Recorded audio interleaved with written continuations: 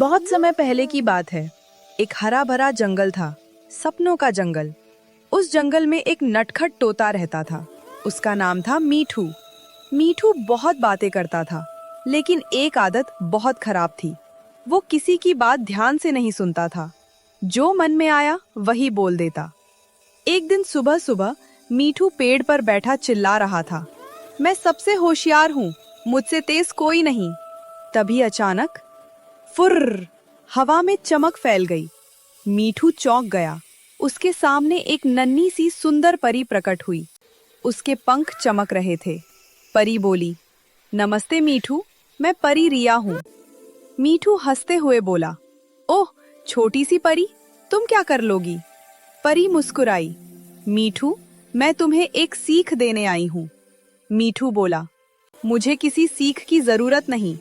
तभी परी ने अपनी छड़ी घुमाई। अचानक जंगल बदलने लगा। पेड़ बोलने लगे, नदी गाना गाने लगी और रास्ते घूमने लगे। मीठू डर गया, ये क्या हो रहा है?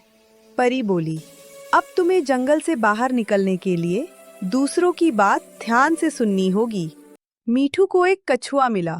कछुआ बोला, धीरे चलो, सही रास्ता मिलेगा। पहले तो मीठू सुनना नहीं चाहता था, लेकिन डर के कारण रुक गया। धीरे धीरे चलने पर उसे सही रास्ता दिख गया।